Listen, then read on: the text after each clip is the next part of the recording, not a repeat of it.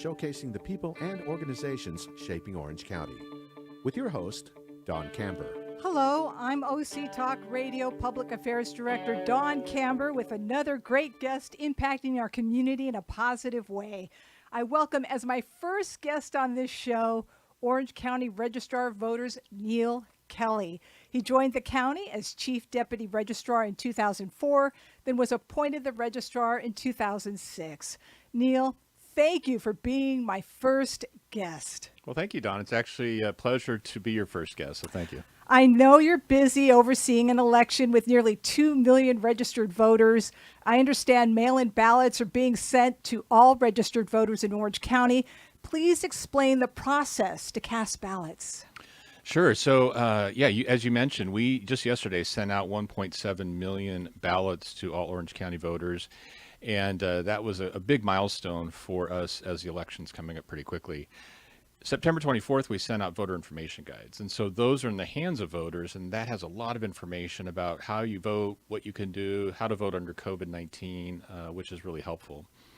So once voters receive their official ballot through the mail, they have a number of options. They could vote that ballot immediately because we're now open for business for voting, obviously. Drop boxes are open.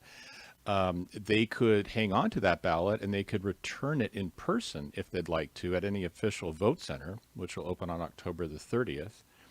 And then their other option is to put it into the postal system. It's postage paid. You don't have to use a stamp, and you could do that as soon as you get your ballot.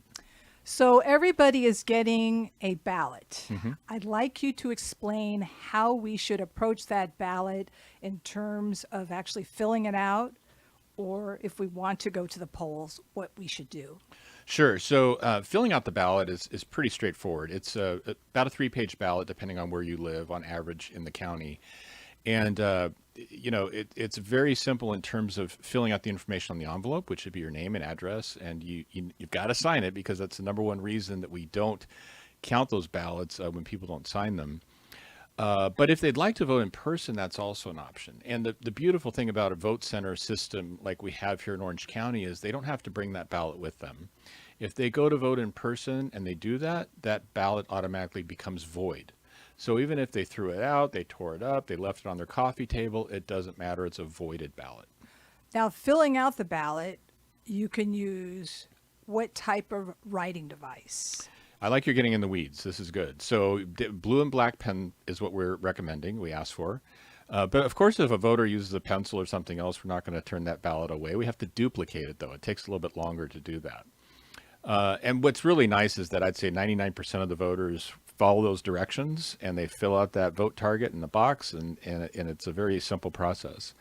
But I'm glad you asked because we do get a number of ballots we have to duplicate, and that can slow it down on the back end. What if they make a mistake?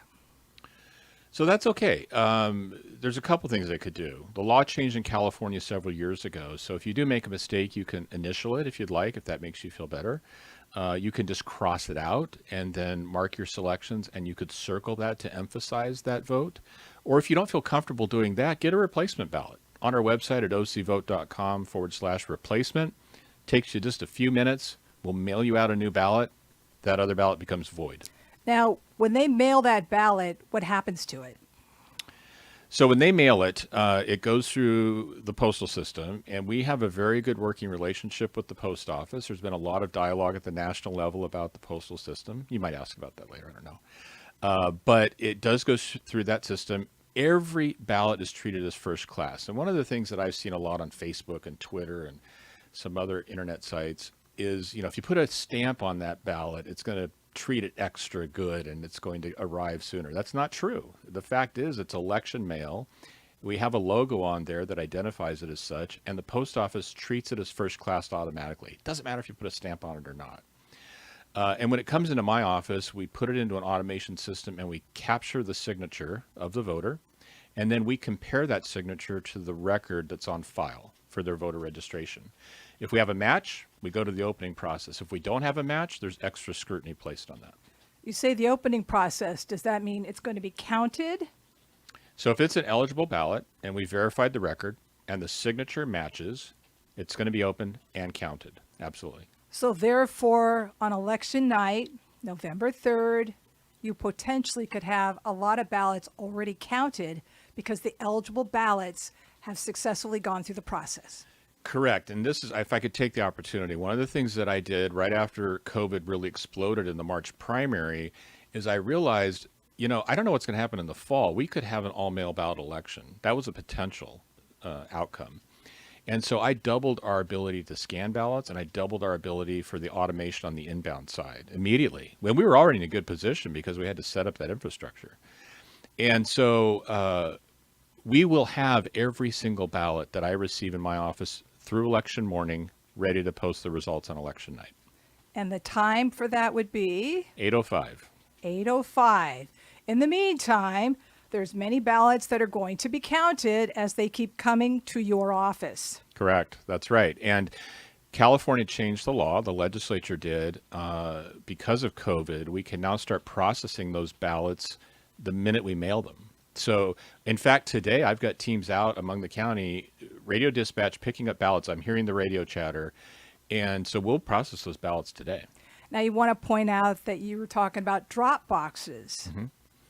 Yes. So one of the things as a vote center county, and just as a vote center county for people to understand, that essentially does three things. Every voter gets a ballot, official ballot through the mail. You have a longer period of time to vote. So it's not just election day. And then my favorite is you can vote at any location that's open if you want to go in person. And so that really opens up the options for voters in that process. What happened to polling sites? Remember the good old-fashioned, you could go vote at your nearby school? Yeah, there's a lot of nostalgia with that, right? I mean, churches and community centers and schools. But the reality is that voter behavior has changed over time. If you look at the data here in Orange County, over the last 12, 13 years, voters have overwhelmingly chosen on their own to receive an official ballot through the mail. And because of that, those neighborhood polling places were not being used as much.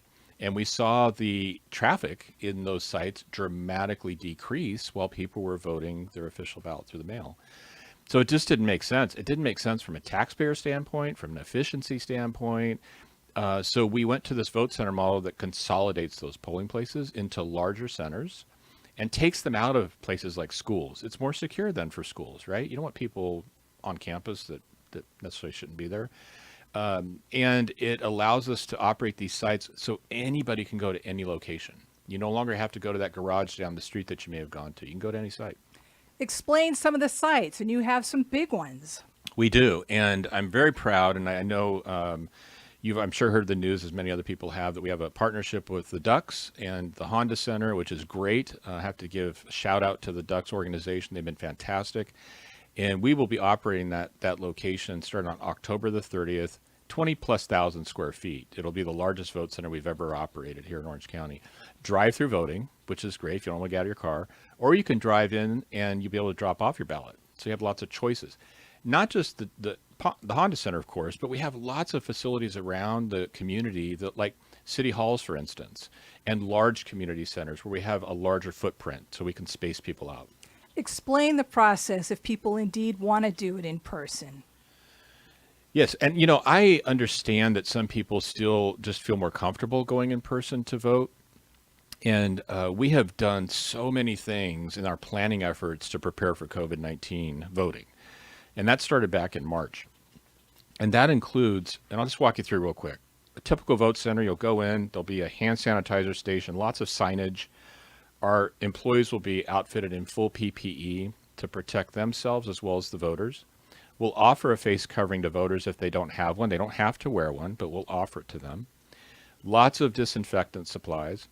I keep telling people I'm in the pen business now because every voter will get a pen. It's a disposable pen to mark their ballot. And then when they leave, they'll be able to grab their own I voted sticker from a dispenser instead of being handed an I voted sticker. So the idea is that there's this physical separation, but a lot of protection. And I'll leave you with this. I've been going out to restaurants lately, and it's nice to be able to go back out to eat. And I think restaurants have done a great job, but I really feel voters are going to feel as safe as they can in this environment when they come vote. How do you think a person should approach casting a ballot if they want to do it at home? You send two different types of information in terms of the decisions they should make, and then actually casting their ballot? Yeah, so we send out, well, there's two things that come to them. One is the state voter guide, and the state voter guide has information on statewide contests, statewide candidates. And then we send out the county voter information guide, which has information on not only the statewide info, but also the local candidates and local measures in their community. Good information there from candidate statements for campaigns that bought them, as well as the measures. So voters have the time to kind of look through that and to make their choices based on that information. And there's also, a lot of information that's out there on the web that's really helpful, like the League of Women Voters has good information as well, nonpartisan. And they can make those selections in the comfort of their home. And I'm not calling it vote by mail. I'm saying vote at home because it's a good, safe way to vote. And you have the time too. Now, is this going to be a regular thing forever? Every time we have an election, it will be automatic ballots mailed to everybody. Is this a regular thing or just this year because of a lot of the confusion that's going on? Correct. So it'll be all future elections here in Orange County. We transitioned to what's called the Voters' Choice Act, starting with the March primary. And under that Voters' Choice Act, every voter receives an official ballot. Every registered voter receives an official ballot. So therefore, people get their ballots. If they want to vote at home, they can, but there's that issue with the Postal Service. So for the first time in my life, I got a card from the Postal Service indicating they recommend you vote early. What do you say? I think that's good advice. I mean, look, the bottom line is there's been so much talk about the post office and the concerns over that and some of the changes the post office was making. And if you have concerns about that, send it in early. You have additional time. And California changed the law so that it can be received in my office up to 17 days after Election Day. Has to be mailed by Election Day, but it can be received in my office for postal delays by 17 days. And I could just add this. Despite what you're hearing in D.C. On the leadership of the post office, at the local level, we have a very strong relationship with them. And I work closely with the executive leadership at Orange County's post offices. And we have a good plan in place. And I don't just take them at their word. We look at data on a daily basis. We're looking at zip codes. We're looking for issues that might arise. And we communicate with the post office on that. I just want to say this. When we mailed our voter guides, they started arriving the next day. That's the fastest service we've had with those since I've been around. And our vote by mail ballots that we just sent out yesterday, people are already receiving them today, which is good. So let's make it clear. A person chooses to vote at home. Does that mean it has to be able to go out in the mail that day, November 3rd, to be postmarked that evening? Or if they miss the mail person who came to their home and it goes out the next day, it will be counted? If it goes out the next day and is in the mail system, it's not, because it's not going to be postmarked by Election Day. So I just wouldn't take the chance of going that far. I mean, if you have to, definitely mail it on Election Day. But if you are down to Election Day, consider one of the drop boxes. Because as long as you have that in that box by 8 p.m. on election night, it's going to count.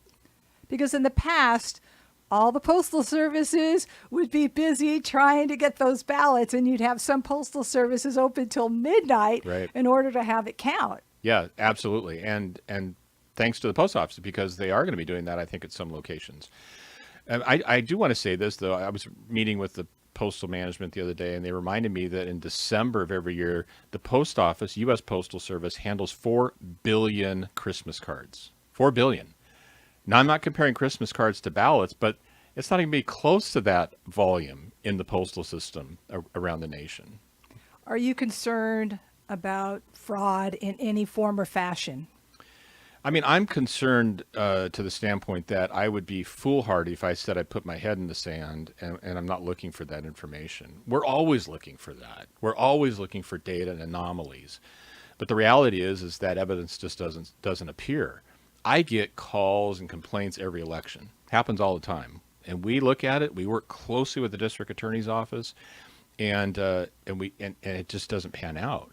So, elections always create conspiracy theories. It always creates rumors, etc. That's pretty typical. But we just don't see it in large numbers. You've you've been working on this for years to make sure this will go smoothly. Yeah, we have. And, I've told people this is like a military operation, as close as it gets in the civilian world, because the logistics and planning on this scale is just enormous, if you think about it. We are really, we're running the largest event in the state of California next to Los Angeles County. I mean, it's a huge event. Well, certainly what follows is results. So explain when we could hear results. Yeah. So those ballots that we're going to receive up to election morning will be posted, as I mentioned, at 8:05. Now, if you look at the primary return results, that was about 65% of the total ballots cast. And then the rest came where people had dropped them off on that day or they mailed them that day. Now, I suspect we're going to probably see a similar makeup, maybe 65, 70% before election morning. Then those people that go and vote in person on election day, we will post those that night as well. So the only thing left is what was in the mail or dropped in the drop boxes on election day. That's it. And we'll process those post-election. And I know that people can get results by looking at ocvote.com. Correct. And you're pretty good at posting where we are with the processing of ballots. We're the only California county, by the way, that does it this way. And that is we post our results every 30 minutes, starting at 8:05 on election night. And then we pick up at 9:30 and every 30 minutes. And then at 5 o'clock every day thereafter until we're done. So what time will you get to go home? Probably not on November 3rd per se. Will you be? You'll be there past midnight, correct? My days on any election day for a large election, I'm going 27, 28 hours. I mean, I'll probably start at 3:30 in the morning on election morning and go till maybe 6 o'clock the next day. And then they could check election results again. At what time do they start recounting? Right. So we will post election results starting at 5 o'clock on Wednesday, the day after the election. 5 o'clock in the morning? I'm sorry, 5 at night. 5 p.m. every night following election day. And when will the final be available? Well, I think we're going to be doing pretty good in Orange County because of what we've done on the capacity side and being able to double that volume. But, I mean, if I were to make a guess in the state, it's probably going to go the full 30 days because counties are all different. I think, here in Orange County, it's going to be a few weeks. But you could say Orange County is safe. I really believe that. And we have done so much to plan for this and to prepare for it. And from a security standpoint, which I think maybe is part of your question, we're working very closely with the FBI, Homeland Security. Our district attorney has been a great partner. And so I just feel really pleased with the partnerships and where we're at. And if people have any concern, what should they do? Well, I mean, they should voice those concerns, and I have a full team standing by to take their phone call. Can I give the number? You sure can. Great. So 714-567-7600. And I'm not a fan of red tape and sending you through a phone tree. So when you call us, you're going to get an operator. And I'd like you to please repeat that phone number. Sure. 714-567-7600. And the website they can go to get more information. ocvote.com. Neal, how do you want to be perceived? I want to be perceived as the umpire in the ball game. And that is just calling balls and strikes. And really making rulings and decisions right down the middle of the road. That's where I need to be. And where are you going to be on November 3rd? Are you going to be at any of the voting sites? Yeah, I can't. My personality, I can't sit still, number one. And I think it's really important to show leadership out in the field. And I am in the field every election. My feet swell up at the end of the night, which is okay. But I need to be out there and listening to the operations and solving problems. I can't sit in an office and do this. So when do you get to relax? After the election's certified. And when will that be?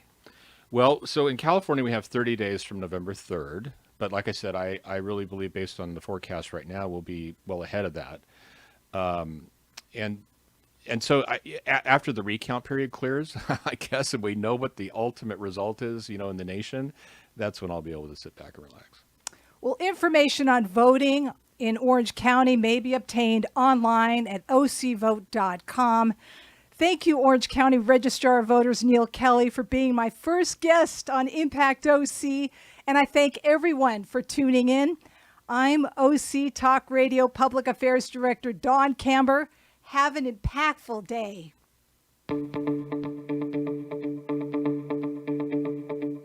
You've been listening to Impact OC, the only program showcasing the people and organizations shaping our community.